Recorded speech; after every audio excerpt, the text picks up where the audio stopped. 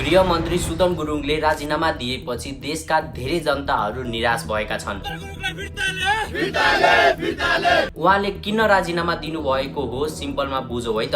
चैत्र 29 गते सुदन गुरुङले आफ्नो सम्पत्ति विवरण पब्लिक गर्दा त्यसमा 2,74,56,000 को सेयर छ भनेर मेन्सन गर्नुभएको थियो, जसमा उहाँले केही कम्पनीहरूको नाम क्लियरली मेन्सन गर्नुभएको थियो भने जेनजी आन्दोलनपछि किनिएका स्टार माइक्रो इन्सुरेन्स र लिबर्टी माइक्रो लाइफमा भएको 25-25 लाखको प्रमोटर सेयरलाई मेन्सन गर्नुभएको थिएन। जुन कम्पनीमा दीपक भट्टको पनि ठूलो सेयर छ, जसको माथि मनी लन्डरिङको केस चलिरहेको छ। त्यसपछि सुदन र दीपक भट्ट मिलेका छन् भनेर मान्छेहरू सामाजिक सञ्जालमा बोल्न थाले र नेभी संघ एमाले लगायत कयौं संगठनहरूले सुदन गुरुङले राजीनामा दिनुपर्छ भनेर माग गर्न थाले। त्यसपछि उहाँले आफूसँग सम्बन्धित विषयमा निष्पक्ष छानबिन होस् र पदमा रहँदा कन्फ्लिक्ट अफ इन्ट्रेस्ट नदेखियोस् र इन्भेस्टिगेसनमा केही पनि असर नदेखियोस् भन्दै उनले राजीनामा दिनुभएको हो।